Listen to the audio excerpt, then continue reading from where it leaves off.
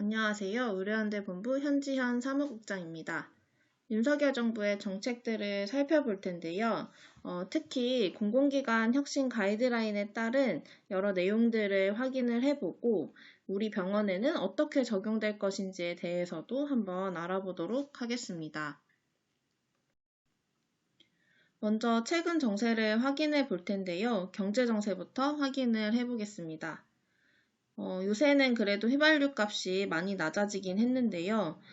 소비자 물가가 계속해서 오르고 있는 것을 확인하실 수 있습니다. 이 그래프는 5월을 기준으로 한 것인데요.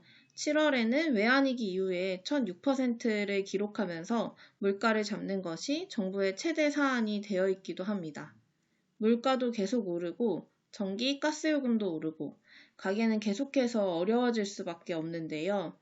세계 가계부채 비율을 살펴보면 22년 1분기 기준 한국이 1위인 것을 볼 수 있습니다. 경제가 어려울 때마다 나오는 얘기가 무엇일까요? 허리띠를 졸라매고 양보해야 한다는 얘기입니다. 그런 맥락에서 정부가 노동자들의 임금 인상을 자제해달라고 얘기한 것을 들어보셨을 텐데요.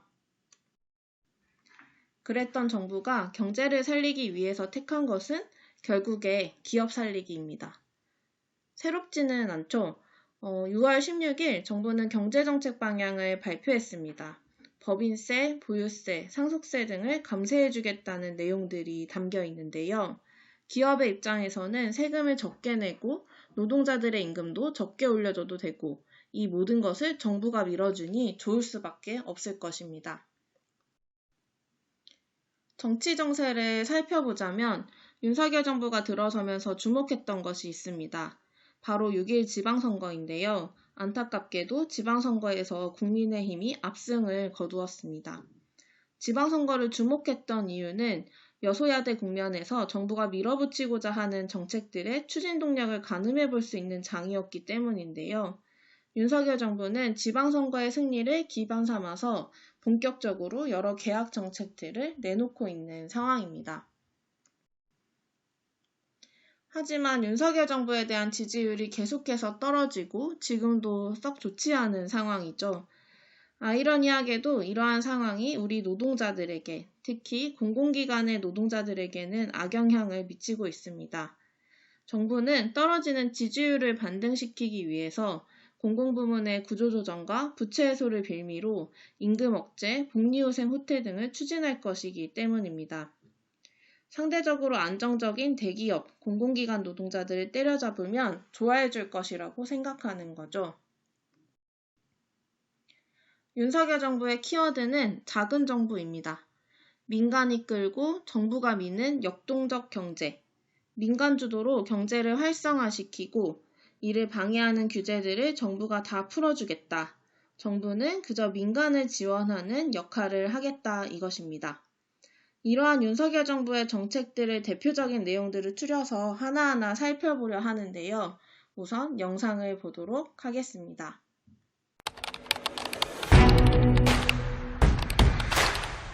주 52시간이라고 하는 게 중소기업에서 창의적으로 좀 일을 해야 하는 그런 경우에는 굉장히 비현실적이고 비현실적인 제도들은 다 철폐해 나가도록 하겠습니다.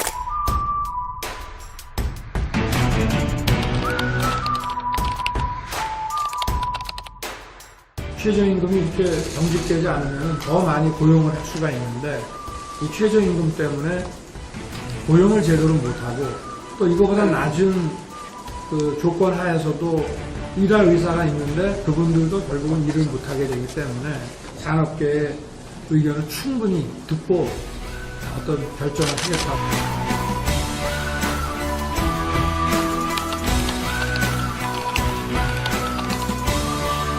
중대재해 처벌법에 대해서는 관련 시행 연구와 형사 집행의 현실적인 운영 과정을 통해서 기업을 하는 분들이 의욕을 잃지 않도록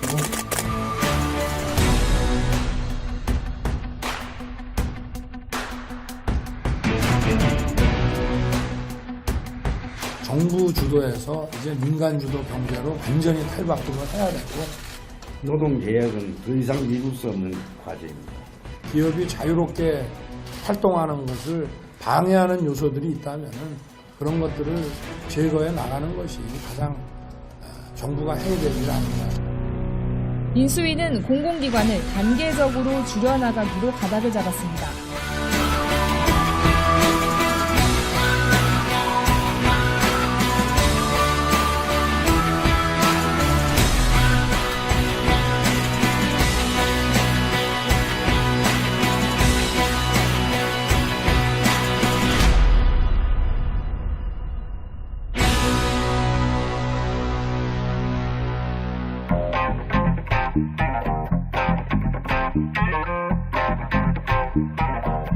윤 대통령 당선자는 말로는 의료 공공성 강화 필요성을 공감한다고 한다.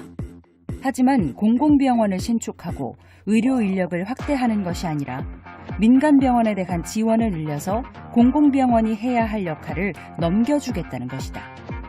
이것은 결국 민간병원의 수익을 높여 몸집을 키우는 방식으로 의료 민영화를 가속화하는 방향으로 갈 것이다. 민간병원을 확대하겠다라는 공약을 발표를 했고요. 거꾸로 이제 공공병원은 민간 대형병원 같은 곳들에 위탁을 하겠다. 코로나 같은 감염병도 앞으로 주기적으로 3년에 한 번씩 올 수도 있고 자주 올 수 있다고 얘기하는 이런 빈번한 재난이 찾아올 텐데 앞으로 재난 시기에 더 많은 희생을 우리가 겪을 수밖에 없을 거다.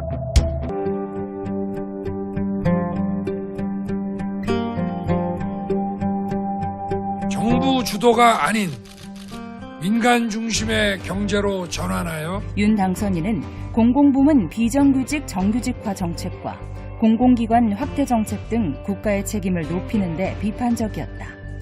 인수위가 기획조정 분과를 중심으로 공공기관 구조조정을 검토한다고 알려져 있다. 공공기관의 효율성 정책의 핵심은 뭐냐면 결국 정규 인력을 줄이고 그다음에 그 자리에 늘어난 행정 수요에 대해서 비정규직이나 간접권 확대했던 경험이 있고 그다음에 주요 공공 자산에 대해서 민영화를 추진하거나 민간의 경쟁 체제를 확대시키거나 민자를 우선시하는 정책을 함으로써 국가 재정을 갖다 좀 더 건전할지 몰라도 공공 서비스 확대나 그다음 국민들의 복지 확대에 대해서는 좀 소홀했던 측면들이 있는데 이런 것들을 되풀이하지 않을까 저희는 판단하고 있습니다.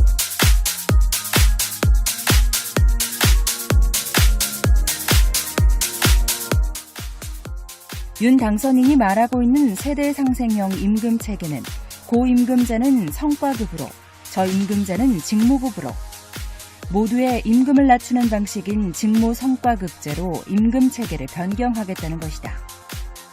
더 나아가 근로자 대표와의 서면 합의만으로도 집단적 동의 절차 없이 결정할 수 있게 임금 체계 변경 절차를 간소화하겠다고 한다. 직무 성과급제를 공공기관부터 전반적으로 도입하겠다라고 이야기를 하고 있고요. 이미 기획재정부의 경영평가 지침에 직무급제 도입에 따른 가점 제도가 도입되어 있는 상태입니다. 그래서 실제로 윤석열 새로운 정부가 이 직무성과급제를 강하게 밀어붙인다고 하면 지침을 통해서 경영평가 성과급을 매개로 강요하고 집중적으로 도입할 가능성이 높다고 생각하고 있습니다. 그런데 이 모든 일들이 지금의 여소야대 속에서 가능할까? 너무너무 가능하다.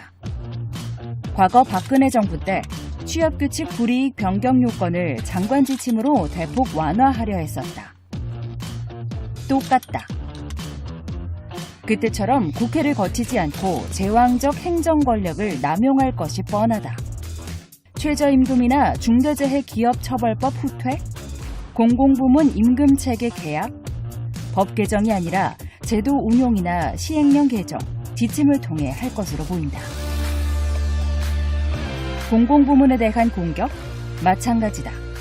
법제도를 개혁하거나 전국 단위의 쟁점을 형성하기보다 단위 사업장을 바로 치고 들어오는 공격을 강행할 공산이 크다. 박근혜식 노동계약 시즌2에 이명박식 공공기관 공세 시즌2가 더해진 최악의 상황이다.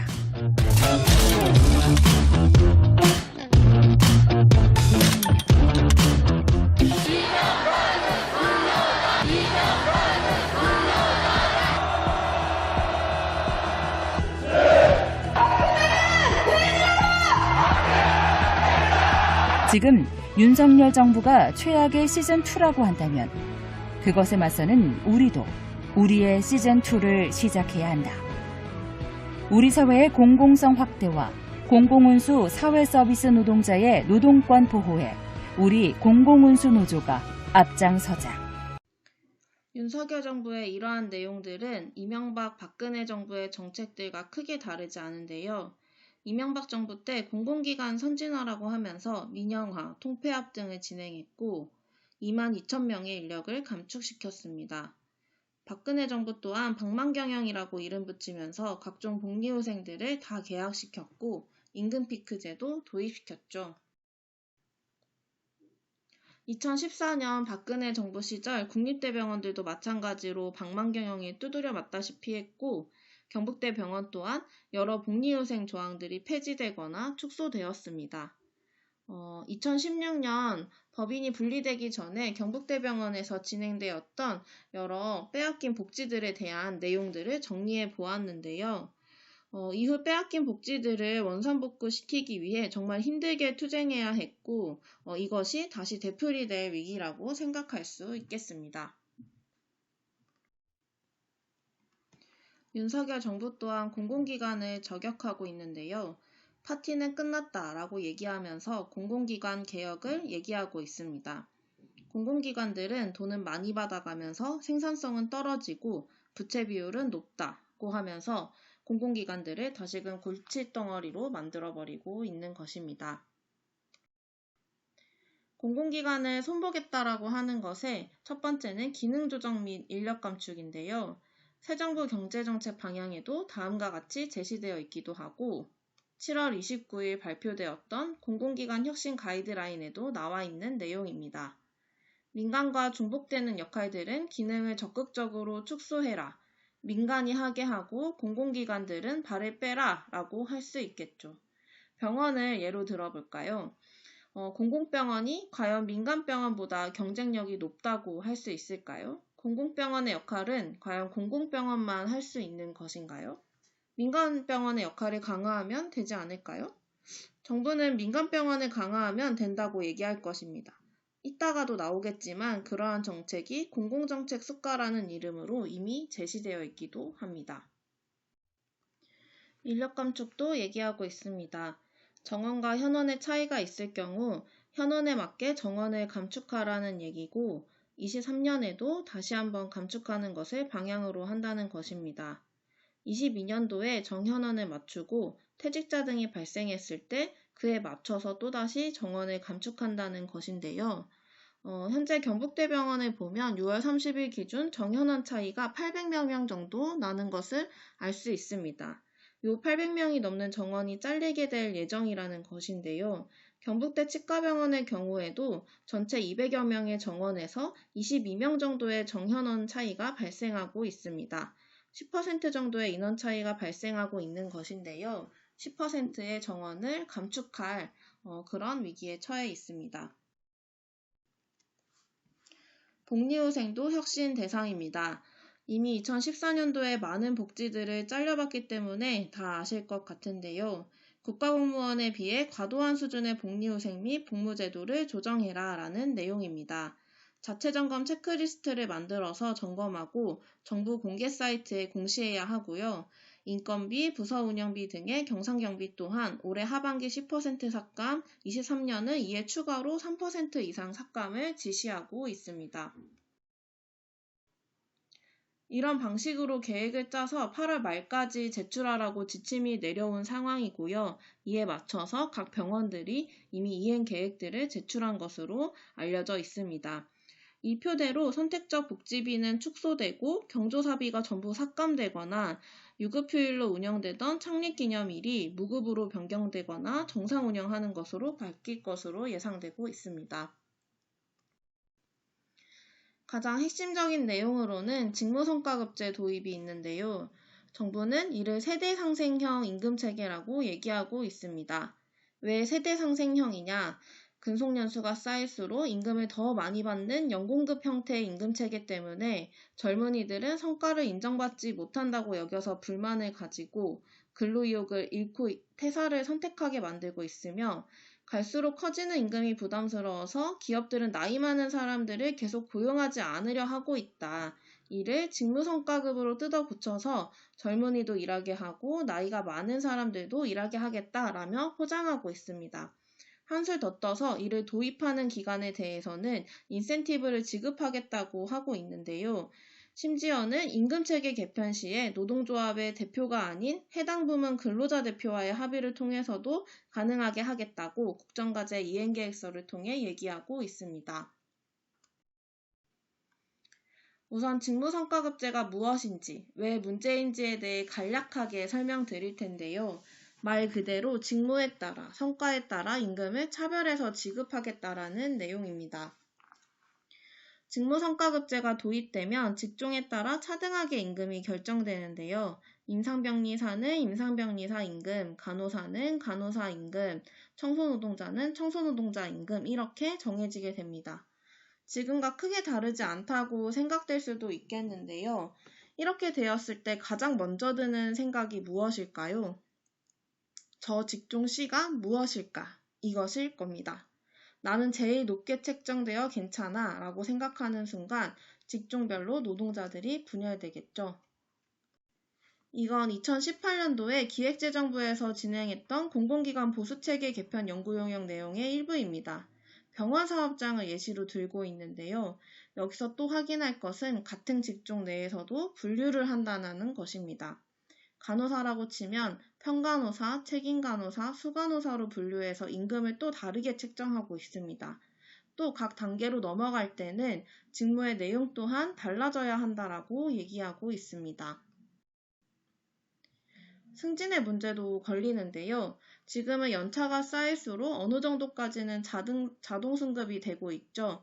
직무성과급제가 도입되면 자동 승급은 없어집니다. 승진하지 못하면 이 박스 안에 갇혀서 더 이상 오르지도 못하게 됩니다. 이렇게만 해도 복잡한데 하나가 더 있습니다. 그 같은 박스 안에서도 성과에 따라서 임금 인상 차등률을 다르게 적용한다는 내용인데요. 이걸 고가차등형 범위 직무급이라고 합니다. 새만금개발공사 사례인데요. 일괄적으로 인상률을 정한 뒤에 개인평가를 통해 인상률을 추가로 부여한다는 내용입니다. 병원의 일은 환자의 생명을 대상으로 하고 있고 모든 노동자의 협업으로 이루어지는 것이기 때문에 기본적으로 성과 책정의 대상이 될 수 없을 뿐더러 여러 차별을 전제로 하고 있고 노동자들 간의 갈등과 분열을 일으키는 직무성과급제는 반드시 막아야 합니다. 지금까지 들으셨던 내용들이 현장에 적용된다고 상상하면 끔찍하시죠? 정부는 이를 현실화시키기 위해 압박할 계획들을 다 세워놓았습니다. 우선 각 기관들이 TF를 구성하게 하였고 자체 점검 등을 포함하여 8월 말까지 계획을 수립하라고 지침을 내렸습니다. 교육부와 기재부 또한 TF를 구성하여 이를 계속해서 점검하고 조정하게 됩니다. 또한 경영평가의 평가지표를 신설하고 이를 평가에 반영하여 인센티브를 주려고 하고 있습니다. 이미 경영평가를 통해 성과급제 도입에 대해 평가를 하고 있긴 한데요. 해당 내용은 2020년도 경북대 치과병원의 경영평가 보고서 내용입니다. 직무에 따라 임금체계를 개편하고 연공성 수당들을 삭제해야 한다라고 지적하고 있습니다. 노동조합이 이러한 정부의 지침을 계속해서 반대하고 거부한다면 어떻게 될까요? 이 영상을 기억하실지 모르겠는데요. 임금피크제 도입 당시 나왔던 공익광고입니다. 먼저 영상을 보시겠습니다. 지금 116만 명의 우리 아들과 딸이 일자리를 찾고 있습니다. 취업을 포기가 아니라 제가 하지 않았는데 그걸 포기라고 말을 할 수 있을까요? 화가 나죠. 왜 화가 안 나겠어요? 다 아는 얘기, 다 아는 문제와 해결 방법도 다 아실 텐데 안 하는 거잖아요. 안 하는 거야? 네, 그럼요. 안 하는 거죠. 노사정 대타여 우리 아들과 딸이 애타게 기다립니다. 임금 피크제를 반대하는 노동조합이 악의 축인 것처럼 나와 있죠. 청년들의 미래를 막고 있는 걸림돌로 묘사해 놓았습니다. 이번에도 마찬가지일 것입니다. 청년도 좋고 나이가 많은 사람들에게도 좋은 무려 세대가 상생하는 개혁안을 내놓았는데 노동조합이 막고 있으니 얼마나 악이겠습니까? 더구나 임금도 많이 받고 생산성도 떨어지는 자기들만 안정된 일자리를 차지하고 있는 기득권 세력, 공공기관 노동자들. 이렇게 여론을 호도할 것이 불보듯 뻔한 상황입니다. 윤석열 정부는 손을 안 대는 것이 없는데요. 120시간, 92시간 일한다. 들어보셨죠? 바쁠 때 반짝이라고 쉴 때 쉬면 된다는 얘기인데요. 새 정부 경제정책 방향 내용에도 고스란히 들어가 있습니다. 현행법상으로는 일주일에 연장근무를 12시간까지만 하게 되어 있는데 이걸 계산하는 단위를 일주일이 아닌 한 달을 기준으로 하겠다라는 것입니다. 이걸 산술적으로만 계산하면 일주일에 92시간까지도 일하는 게 가능해집니다. 저축계좌제도 얘기하고 있는데요. 연장근무를 한 것을 모으고 모아서 쉬고 싶을 때 쉬라는 얘기입니다. 그렇게 될까요? 동산병원이나 대가대병원 사례를 보아도 현장에서 얼마나 악용될지 눈에 선합니다. 동산병원의 경우 연장근로수당을 주지 않고 대체휴무로 지급하는 사례들이 있었고 대가대병원이 노동조합 설립 이전에 평일에 일찍 퇴근을 시키고 그걸 모아서 주말 근무를 하게 하였습니다. 추가 수당이나 이러한 것들은 없는 상태로 말이죠. 이런 식으로 악용될 것이 뻔한 정책들입니다. 6월 29일 국무조정실이 각계의 고용노동 분야 덩어리 과제에 대해 의견을 듣겠다면서 공문을 보냈는데요. 요구사항을 수합할 테니 의견을 달라면서 예시를 준 내용들입니다. 고용노동부에서는 단순 예시였다라고 하면서 해명했지만 결국 경영계에서 그동안 요구했던 내용들이 그대로 예시로 제출되고 있는 상황을 보면 앞으로 다가올 노동개혁이 얼마나 심각할지 예상해 볼 수 있겠습니다. 노조 무력화도 시도할 예정입니다. 박근혜 정부 당시 저성과자 일반해고 간소화, 취업규칙 불이익 변경 조건 변경 등을 지침으로 냈었는데요. 노동자가 업무 능력이 결여되거나 근무 성적이 부진한 경우도 해고 사유로 본다는 내용을 추진하려 했고 이를 취업규칙이나 단체협약에 규정하도록 했습니다. 취업규칙 불이익 변경은 과반 이상 노조나 노동자들의 서명을 받아야 하지만 이를 쉽게 할 수 있도록 사회통념상 합리성이 인정되면 즉 사회적으로 그럴만하다라고 하면 노동자들의 동의를 받지 않아도 변경할 수 있다는 내용의 지침까지 내어줍니다. 노동조합의 대표성을 무시하고 노동자들 개개인 또한 무시한 것인데요. 이러한 시도를 이번에도 언급하고 있습니다. 그동안 성과급제 도입이 어려웠던 건 노사 합의 때문이었기 때문이라고 얘기하면서 이를 해결할 방안을 마련하겠다고 하고 있고 노동조합 대표가 아니라 직종별 대표와 개별 합의할 수 있도록 하겠다고 하고 있는 것입니다. 노동자 대표 또한 노동조합이 할 수 없게 하고 있는데요. 노사협의회 구성인 근로자 대표를 그동안 노동조합의 대표자가 해왔는데 과반이 되지 않는 노동조합에 대해 인정하지 않겠다라고 법이 개정되었습니다. 근로자 과반 이상이 참여하는 투표를 진행하게 되어야 하는데요. 이 또한 경영평가에서도 똑같이 지적되는 상황입니다. 참고로 단체협약 유효기간 또한 지적하고 있는데 단체협약이 2, 3년을 주기로 진행된다고 하면 그 사이 노동조건에 해당하는 내용들을 근로자 대표가 합의해주면 그만일 수 있겠죠. 이러한 노동조합 무력화 시도를 발판으로 사측들은 적극적으로 계약안을 관철시키려 할 것입니다. 이 사진은 당시 서울대병원 분해가 받은 제보인데요. 취업규칙 불이익 변경 사인을 강요받고 있다는 내용입니다. 티룸에 한 명 한 명 불러서 강요당하고 있으니 노동조합이 제발 와서 구해달라 라는 내용이고 경북대병원도 마찬가지였습니다. 치과병원이 법인 분리되기 전 2014년도 경북대병원이 노동자 한 명 한 명을 붙잡고 취업규칙 변경 사인을 받았는데요. 이렇게 가다가는 임금 인상이 날아간다. 이러다가 파업 갈 거다 라고 협박하면서 계약안을 마치 좋은 것처럼 포장해가고 불이익 변경을 시도하였습니다. 치과병원 또한 취업규칙 불이익 변경을 시도한 적이 있습니다. 노동조합과의 교섭이나 합의가 아니라 노동자 개개인에게 동의서를 받아서 보수 규정을 나쁘게 바꾸려 하였는데요. 지금 바로 정부의 지침을 이행하기 위해 사측의 이러한 시도들이 예상되고 있는 상황입니다. 다음으로는 의료정책을 살펴볼 텐데요.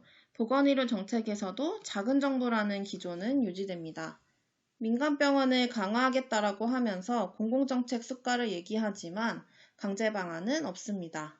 국립대병원의 분원 설치를 얘기하면서 서울대병원, 충북대병원 분원 설치 얘기들이 나오고 있지만 그러면서 동시에 공공병원의 민간위탁 운영도 얘기하고 있습니다. 지금 핫한 쟁점 중에 하나기도 한데요. 경북의 포항, 안동, 김천의료원, 대구의 대구의료원 이 모든 곳을 경북대병원에 위탁 운영을 맡기겠다고 합니다. 경북대병원 가랑이가 찢어지겠죠? 경북대병원에 맡기를 했는데 어쩔 수 없이 민간병원에도 맡겨야 할 상황이다 이렇게 얘기하지 않을까요? 더구나 이미 윤석열 후보 시절부터 나왔던 공약이기도 합니다. 지방의료원의 민간위탁은 의료전달 체계를 강화하는 취지에서도 어긋날 뿐더러 이미 실패한 정책으로 평가받고 있습니다. 마산, 이천, 군산의료원이 90년대 말 민간위탁이 진행된 후 1인당 진료비가 2배 넘게 증가했는데요. 공공의료 강화의 측면에서 우려되지 않을 수 없습니다. 의료상업화 및 민영화 정책도 열심히 추진하겠다라고 하고 있는데요. 특히 건강정보와 관련된 내용들이 주되게 얘기되고 있습니다. 심평원이나 건강보험공단에 쌓여있는 국민들의 건강정보를 활용해서 돈을 벌 수 있게 해주겠다라고 얘기를 하고 있는 건데요. 이미 그 개인정보들을 비식별화하면 이거는 더 이상 개인정보로 보지 않겠다라는 가이드라인을 보건복지부가 2016년도에 발표하기도 했었고 2020년도에 개인정보보호법이 개정되면서 가명정보를 기업이 당사자의 동의를 받지 않고도 판매하거나 활용할 수 있도록 되었습니다. 가명 처리했기 때문에 안전하다라고 할 수 있을까요? 절대 그렇지 않습니다. 미국 하버드대 연구팀이 한국인 사망자 2만여 명의 처방전을 연구를 했는데요. 그 처방전 데이터에 실린 주민등록번호를 100% 복원하는 데 성공했다고 합니다. 주민번호가 가진 특성이 있기 때문에 아무리 가명 처리했다 하더라도 위험할 수밖에 없다라는 것을 알 수 있습니다. 개인정보가 기업에 넘어갔을 때 어떻게 악용될 수 있을까요?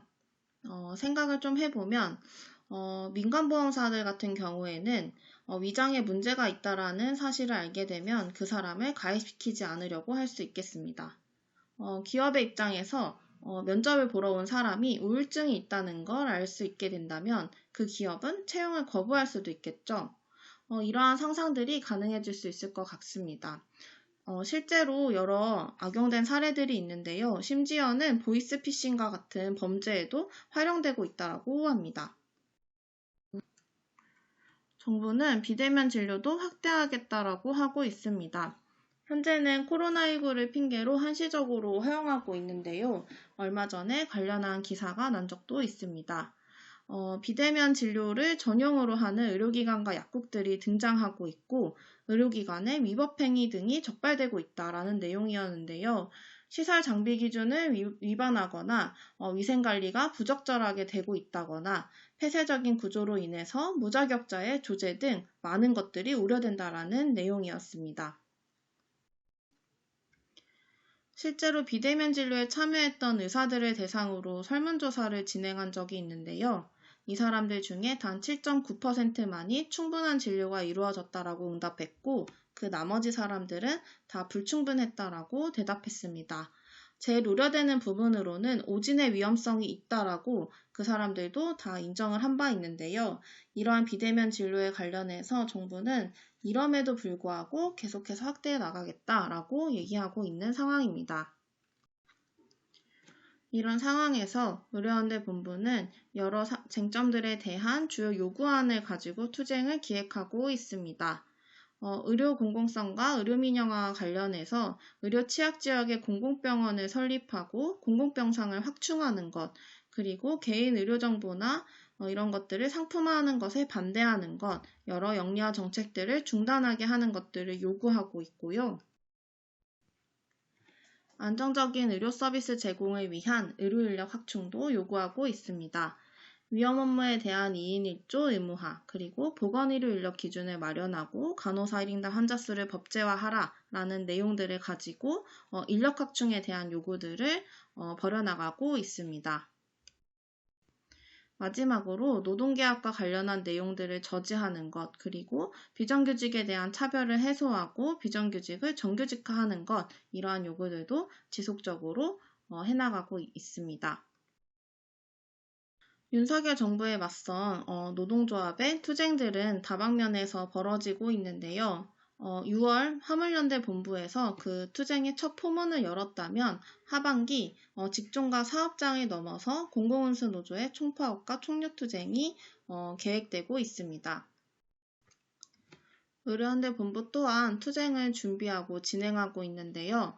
8월에는 공공기관 혁신 가이드라인 폐기를 요구하는 의료연대 본부 기자회견을 용산 대통령 집무실 앞에서 진행했고 양대 노총 공동대응을 통해서 결의대회도 진행한 바 있습니다. 9, 10월에는 이러한 내용들이 많이 여론화될 수 있도록 국정감사 대응이나 선전전 등을 진행하고 있고 공동투쟁 결의 및 공동조정 신청을 준비하고 있습니다. 특히 국립대병원 분해들의 경우 보건의료노조 소속의 국립대병원 지부들과 공동투쟁을 같이 논의하고 있기도 합니다. 11월에는 의료연대 본부 시기집중 총파업 총력투쟁을 진행할 예정입니다. 또한 공공운수노조의 하반기 예산입법 총파업 총력투쟁이 예비되어 있고 11월 12일 민주노총 전국노동자대회와 12월 노동계약 저지 및 개혁입법 쟁취를 위한 대국회 끝장투쟁이 예비되어 있습니다. 윤석열 정부의 여러 정책들을 확인해 보면서 이에 맞선 의료연대 본부의 요구와 투쟁 계획들을 살펴보았습니다. 앞으로 많이 어려울 수도 있겠지만 우리 의료연대 본부 소속의 노동자들과 그리고 공공운수노조 그리고 전체 민주노총의 조합원들이 단결해서 꼭 의료 공공성을 지켜내고 노동권을 지켜내는 투쟁을 잘 벌여나갔으면 좋겠습니다. 수고하셨습니다.